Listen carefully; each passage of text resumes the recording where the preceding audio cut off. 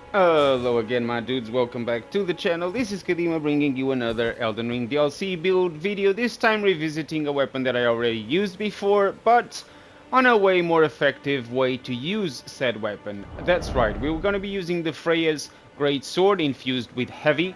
This weapon, when infused with Heavy, scales A with Strength, attributes require 25 Strength, 14 Dexterity. The good thing about the 14 Dexterity is that when you use a parrying dagger, it also requires 14 Dexterity, so it gives you just what you need for a parrying tool. When you infuse it with Heavy as well, it also scales A with Strength, so with my current stats, the weapon by default has an attack rate of 795, and as you can see, the 433 for the parrying dagger are also not so bad, because you can also use it for more than just parrying. It's a nice weapon to have that allows you to combo L1s into R1s, and it's a nice combination that I want to explore with this build. For the armor, yes, that's right, I enjoy being the Red Garden Gnome, and I'm using the same setup that I used before, thanks to one of the viewers of the channel. It is baptized. So the Fire Knight helm, as you are all aware right now, increases maximum HP, stamina, and equip load. The Verdigris armor set gives us a tremendous amount of poise, and with the Bullgoat's Talisman we get 121 poise. Great Char's Arsenal because we're gonna be nice and heavy. Two-handed sword talisman because apart from when we attempt to parry, or at least 99% of the time we'll be using the sword and two-handed, and the Shard of Alexander because we are actually using the Savage Lion Claw. As I explained in the previous Freyja's Greatsword build video, if you read the description of the Freyja Greatsword, it says the spirit of Freyja's training lingers in the sword, enhancing the power of Redmane battle skills. Now, the Ash of War, which I'm using, is the Savage Lion Claw, and if you read the description of the Savage Lion Claw, skill of the particular brave even amongst the red mains, so it counts as a red main skill, and it does a tremendous amount more damage when combined with the Shard of Alexander, and the buffs that we'll be using for this setup, which is Mesmer's Fire, Grease, and the Exalted Flesh. If you are playing PvE, I have been running with a Flame Shroud in cracked tier, just temporarily boosting fire attacks, and the also tier which temporarily coats nearby enemies in oil. For this particular build you can actually go with other things. Successive attacks do more damage, or the tier that increases your attack power but claims HP. It's not really mandatory, you can use your preference. I wanted to make fun of the bosses, so I went with this one. Let's take a look at the stats. I am 151 for level, vigor at 60, mind at 10, endurance at 41, strength at 80, and dexterity at 14. Intelligence, faith, and arcane are untouched, and this is pretty much the build. As you are about to see, the Savage Lion Claw no longer combos the whole thing, but when you use it right, most times will stagger the enemy. So the idea is that you miss this one, you hit that one, and that's when you stagger your opponent. So if the initial hit fails, which is what you want this to fail and this to hit. If that one hits, the one that follows will definitely hit as well for tremendous amounts of damage, upwards of 1500, as you are about to see. But this is pretty much the build in a nutshell. If you are new to the channel, please consider subscribing. If you are one of my regular viewers, thank you for the continuous support. But enough said, let's look at the typical examples that I do on my build videos. As per usual, starting with the Black Knight, we're gonna infuse the weapon with the fire, get that Exalted Flash going, and get the Flask of Wondrous Physic ready to be used, and use it as soon as we are close enough. And we're gonna start right away with the Jumping R2, followed by the Savage Lion Claw, and a second one, and a third one which stuns him. We're gonna do a nice critical. I want you to notice that he doesn't really take that much fire damage. This is because he's actually resistant to fire. But it's not a problem, I got the Mimic torturing him there in the back, and then I finished him off with the Savage Lion Claw. Now, the Chief Blood Fiend, it's quite the opposite. He's weak to fire, so this guy is gonna take a chunk of damage each time I hit him with my sword on fire, especially with the flask doing its thing, which is perfect. I got the Mimic already there. I'm going to get far enough so I can put fire on the sword, dodge his attack, so I can now take the Exalted Flesh while the Mimic distracts him. Now that I've got everything ready, the flask for the buff, and then take a look at this chunk of damage. 1200,000 every time I hit him. But now let's talk about the PvP. Props to this guy, he was actually quite friendly and nice to play. I remember when this fight was over, he actually messaged me as he got caught by surprise with what happened. And as you might expect, I actually managed to parry him. Now, trying to outspace each other at this stage, and then I finally managed to not only trip him, but I landed a combination of R1s, followed by an L1, and then the sweet parry for the win. Everything went just nice and smooth, and the combos worked perfectly to bait the parry. As for the second example, the parry is also going to come for this one, but in a different fashion. As you might have seen in previous build videos or even in my parry god compilations, I often use the hefty rod pots to bait people so I can try to parry them, and this is what's going to happen here.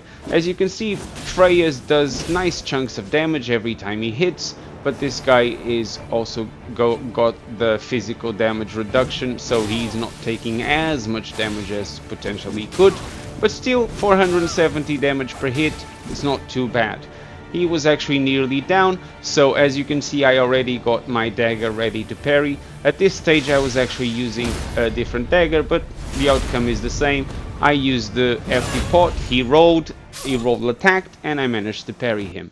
But now let's take a look at a different example. I want you to see how powerful the Savage Lion Claw can actually be. Now this fella, which has been on previous build videos, he's going to try to parry my jumping attack, as you can see, and I immediately followed with a Savage Lion Claw that connected the actual hit I wanted to connect to finish the job. Now, take a look at an even better example of the power of the Savage Lion Claw. When all hits connect, they do a tremendous amount of damage, as you are just about to see. Now this guy is actually going to catch me in my jump. He's going to actually hit me right there, as you just saw. He was spamming his dagger, which is fine, so I thought maybe he's just down on stamina, so I'm going to try to trip him into rolling around me so I can get the Savage Lion Claw, and as you saw, all hits hit for 2017 damage. Absurd. Now another good example of how strong this build can be, and a little bit of skill as well. I'm going to use an FT rot pot to make this guy believe it's safe to attack me, as you can see right here, and then I immediately use the Savage Lion Claw. The third hit and the fourth hit connect because the second hit was the first one to land, and that it kind of becomes a true combo. Now for this fight, as you can see, I'm also using the fire buff and the Exalted Flash. Nice chunk of damage for 627, and then a Savage Lion Claw that managed to finish him off straight away. Now this guy is going to show in quite a few clips that follow. I have fought him countless times, he's quite chilled, but he's bringing this massive shield and pokey weapon to me, which is fine because the Savage Lion Claw can go through that shield with no problem, as you are just about to see. I'm just waiting for him to use some more of his stamina by trying to attack me. The jumping attack was exactly what I needed, and then the Savage Lion Claw finishes him off by opening him up for a simple R1. GG. Now for this one, believe it or not, I'm going to parry this person, although there was pretty much no need, because with that low armor, all my hits are going to do a tremendous amount of damage. But in any case, it's always nice to get a parry, especially against the Milady. I find the Milady quite tricky to parry, but as you just saw, that 680 damage was not too shabby, and then comes the parry for the win. GG. Parrying dagger is also a nice tool to have for this build, and as I said, don't discard the damage that it does. But I want you to see that I don't only attempt parries when it's safe to do so. As you can see, I made a terrible mistake here. He attacked me and I immediately parried his running attack. I pretty much caught him off guard completely. Now I do the combination of the L1 with the R1. I could have parried that one, but I was too close. I wasn't confident I could pull it. so I didn't take the chance, but I managed to finish him off. Starting the next fight, we can't forget to buff the weapon with the fire and get that exalted flash for the extra physical damage. This person wants to buff. As I always said, I always allow my opponents to buff. I even waved goodbye to symbolize that it was fine to do so. And then I went for another exalted flash because it had been too long. But then I just decided to go with an R1, another R1, and then finish him off with a Savage Lion Claw immediately. GG. Now for this example, as you are about to see, this guy is using double swift spears. They're quite nice weapons, but when you do the rolling L1s and the double poke comes out, that is actually quite easy to parry, and that's what's about to happen here. But I'm going to trick him into think that it is okay to do it, because I don't think he actually saw the dagger coming out, and when he does the rolling L1, that was when the parry came out. As you saw, it was another one of those examples where I used the pot to bait the parry. Now, as I said before, this guy is back again with a different shield this time, probably because he realized that shield was a bit too heavy. He actually is using the Milady as well. I managed to do a little bit of R1 damage, but then the Savage Lion Claw finished him off straight away. GG. But he was back for more, which was fine, but this time he probably got inspired by the damage I was doing and decided to bring a Freyja Greatsword of his own. However, his Ash of War is not the same as mine. That one is pretty cool, but benefits nothing when using Freyja's Greatsword. I managed to do an R1 followed by a running R1. The Savage Lion Claw unfortunately missed, but the running R1 got him to dodge, and then the dagger finished him off with a simple L1 attack. Now, for this one, it's going to be a very quick fight. However, we were just saying hello, hello. He's bringing the Milady, which is quite nice, but that dodge R2 did quite a chunk of damage. And then the Savage Lion Claw came just at the right time to catch his Ash of War. Now this is going to be a fight of bonks. He's got that great giganormous monstrosity of a great hammer, and I got my Freyja's trusted curved greatsword. I gotta say, I really like this weapon. I find it very easy to use, very easy to master, and does quite a nice of damage. Now this guy tried to hit me with a R2, which opened it up perfectly for a Savage Lion Claw. Now this guy is bringing a Mesmer Soldier Spear, which has a really nice attack. As you are about to see, that combo is actually quite nice, and it's quite good to catch people off guard. I don't know exactly how that Savage Lion Claw didn't connect, but it is what it is. In any case, I managed to dodge roll his attacks. I'm using the FT pots, as you can see, to try to bait the parry again. The dagger is already there on standby. He actually managed to catch me off guard with that charged R2, as I explained. I'm going to try to use the pot again to bait, and it worked perfectly as expected. Keep in mind, guys, that this doesn't always work, of course, because people do see the pots and they might just dodge. But when it works, and it's nice to pull off. Now, this guy was quite happy to see me for some reason. Thank you so much for the compliment, I guess. Now, he's bringing a shield, and I have a feeling that he's going to try to parry me. It wasn't the case, at least not straight away. But I wasn't going to take risks. As you saw, he just tried to parry me. I had a feeling that would be the case. However, I also had a feeling he wouldn't have that much endurance, because if he did, he would probably use a different kind of armor.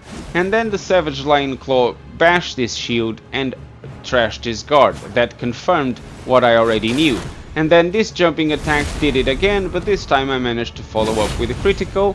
He was still alive, but not for long, because the Savage Lion Claw is going to work as a perfect roll catch to finish him off. Now this one is going to be a very quick one, a very funny fight. I got my buffs as per usual. This guy's got a nice shield, but for whatever reason he thinks he can parry my jumping attacks and my Savage Lion Claw, which he's about to try to parry right there, as you just saw. And then I just followed up with a second hit from the Savage Lion Claw.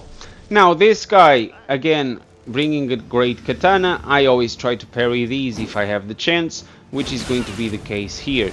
However, I'm not going to just risk it straight away. I did manage to land a nice Savage Lion Claw for more than 1000 damage, and as you just saw, the dagger came out. I actually mistimed that parry. I wish I didn't make that mistake. I thought he would be more careful, but he wasn't, and then I decided to use the pot as usual, and it worked as expected. GG. Now, for the next and last duo, I'm gonna be fighting my friend Pan Dr. Prof. Props to him. He's been trying to learn how to parry. I hope he gets better and he succeeds, of course. I always enjoy fighting him. I always like to have him on my stream duos. He's a very nice guy. He brings the Milady and he's also got a shield because, as I said, he's trying to parry. But unfortunately for him, I am the one that is going to parry him during this duel. And I personally find the Milady quite tricky to parry. In any case, this is going to be the last fight for this build video. Just a quick review. I've used Freyja's Greatsword before, but at the time I parried with a lion shield. This time I decided to pair it with a parrying tool, and I can't recommend this build enough. Take a look for yourselves. If you guys enjoyed the video, please leave a like, subscribe if you haven't just yet. For my regular viewers, thank you for the continuous support, and of course I hope I'll see you in the next build video. Thank you all so much for watching, and you guys take care. Cheerio!